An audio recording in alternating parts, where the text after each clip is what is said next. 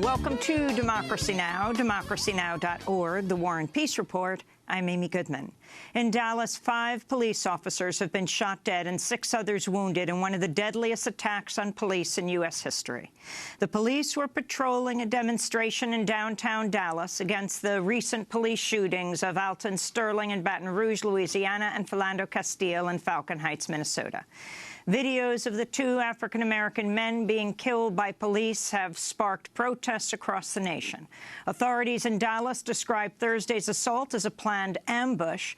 Authorities have not yet released information on the suspected shooters. The gunfire erupted at around 8:45 p.m. local time, just as the peaceful protest was wrapping up.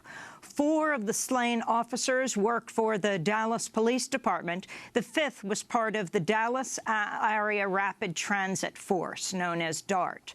At least 1 protester was injured in the shooting. One of the suspected snipers reportedly died from a self-inflicted gunshot. 3 other people have been taken into custody. Earlier this morning, President Obama spoke in Warsaw, where he's attending the NATO summit. These law enforcement officers were targeted, and nearly a dozen officers were shot. 5 were killed. Other officers and at least 1 civilian were wounded. Some are in serious condition, and we are praying for their recovery. President Obama speaking in Warsaw. No information has been released about the suspected shooters. As of May, more than 70% of police killed this year were killed by white men.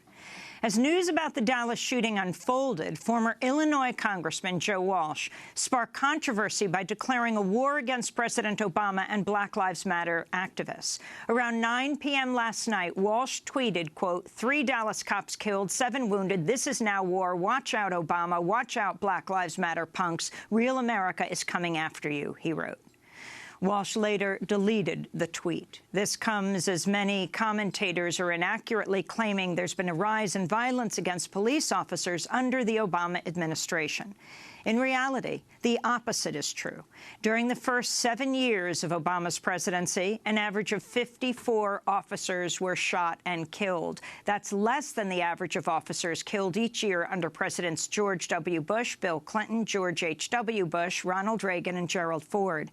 In fact, the safest 2 years for police officers over the last century were during the Obama presidency, the years 2013 and 2015, which also coincided with the rise of the Black Lives Matter movement. Protests against police brutality are spreading across the country in the wake of the fatal police killings of African-American men, Alton Sterling in Baton Rouge, Louisiana, and Philando Castile in Falcon Heights, Minnesota. In Oakland, California, more than 1,000 people blocked Interstate 880 for hours. Hundreds more marched in Denver, Philadelphia, Washington, D.C., Atlanta, and Baton Rouge. More than 40 people were arrested amidst a massive march in New York City. In Minnesota, thousands of people attended vigils for Philando Castile outside the Montessori school where he'd worked, and outside the governor's mansion in St. Paul, where his girlfriend, Diamond Lavish Reynolds, spoke out. They held me in a room, no water, no food. They took my phone, no numbers. I don't have my phone. They took over my Facebook. They took nothing. They took my groceries. They took everything that I had at the time. In that car. And then they seized the car for evidence. They seized my phone for evidence. They seized my Facebook. Everybody who shared that video, they don't want you guys to be a part of this. They don't want us to stand up for one another. They don't want us to support each other. They want everybody to stand up for them. They're going to tamper with evidence. They're going to tamper with witnesses. They're going to do whatever they have to do to cover their butts. And this is not right. It's not acceptable. That's Diamond Lavish Reynolds, who live-streamed the video of the aftermath of her boyfriend's death. She narrated what happened from the car, live-streaming on Facebook.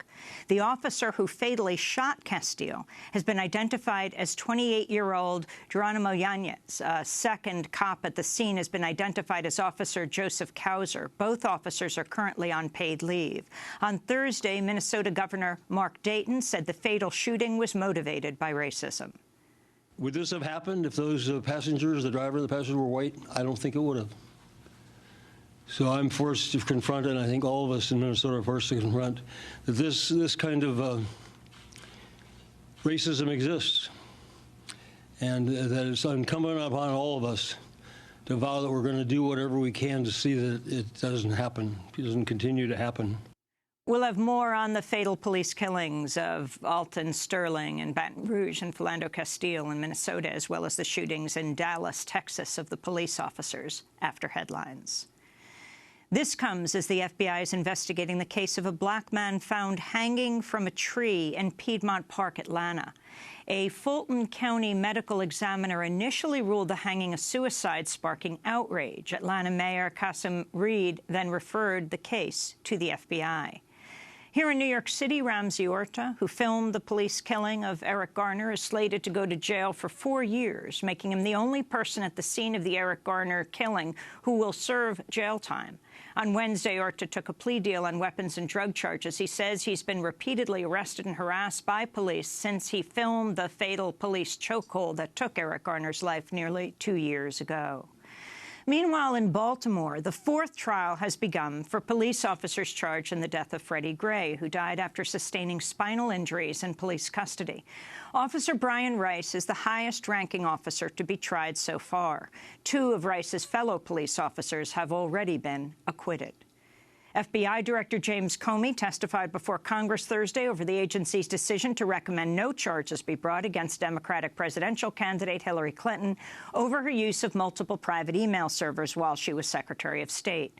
South Carolina Representative Trey Gowdy pressed Comey on the discrepancies between Hillary Clinton's statements that none of the emails had been marked classified at the time they were sent and the FBI's findings. Secretary Clinton said there was nothing marked classified on her emails either sent or received. Was that true? That's not true. There were a small number of portion markings on, I think, 3 of the documents. Secretary Clinton said, I did not email any classified material to anyone on my email. There is no classified material. Was that true? There was classified material emailed. In news from the campaign trail, Hillary Clinton has announced a proposal to eliminate tuition at in-state public colleges and universities for families earning less than $125,000 a year. The proposal stops short of that of her rival, Democratic presidential candidate Bernie Sanders, who's proposed making tuition at public universities free for all students.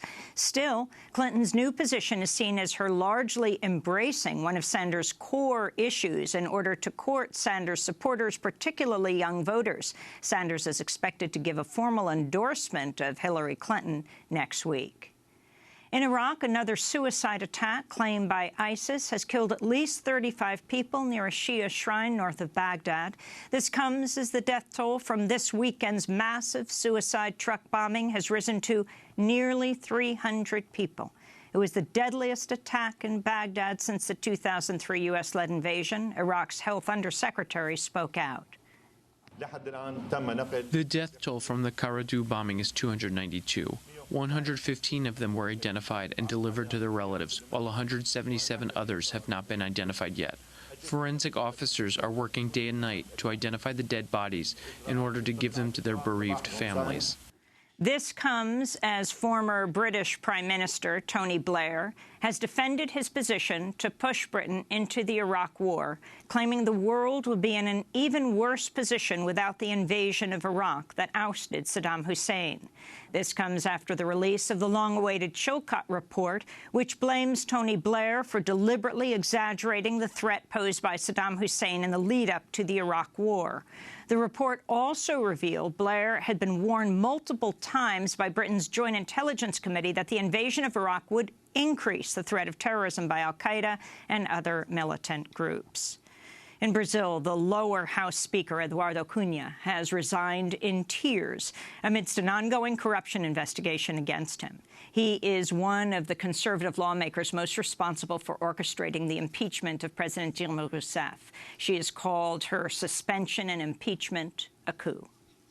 In Honduras, another activist from the indigenous rights organization Coping has been killed. 49-year-old Lesbia Janath Urquia was a mother of 3 and a member of Coping since the 2009 U.S.-backed military coup in Honduras. She's been one of the leaders of the campaign against the construction of a privatized hydroelectric dam along a river in the region of La Paz. Her body was found near a garbage dump on Wednesday. She'd been stabbed to death. Olivia Zuniga, the daughter of murdered environmentalist Coping leader Berta Cáceres, spoke out.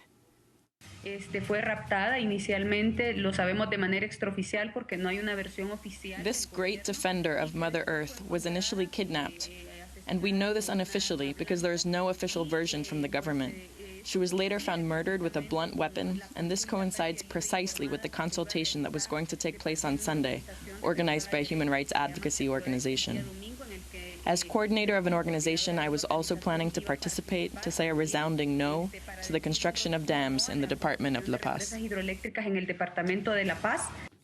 This comes as the U.S. says it's investigating reports by a former Honduran soldier that Berta Cáceres appeared on a hit list distributed to U.S.-trained special forces before her assassination. Scientists have confirmed June was the hottest month ever recorded, making it the 14th straight month to smash global temperature records amidst human-fueled climate change. This comes as the amount of Arctic sea ice has hit an all-time record low. Scientists have confirmed that a vast stretch of ice, roughly twice the size of Texas, has vanished over the last 3 decades and that the rate of ice melting is accelerating. And in Michigan, dozens of activists have protested outside the house of Michigan Attorney General Bill Schwitt to demand he move to shut down an aging oil pipeline known as Line 5. A University of Michigan study says hundreds of miles of Michigan shoreline would be at risk of contamination if Line 5 leaks. The pipeline is owned by Enbridge, the company responsible for another massive pipeline break in 2010, which dumped about 800,000 gallons of crude oil into the tributary of the Kalamazoo River.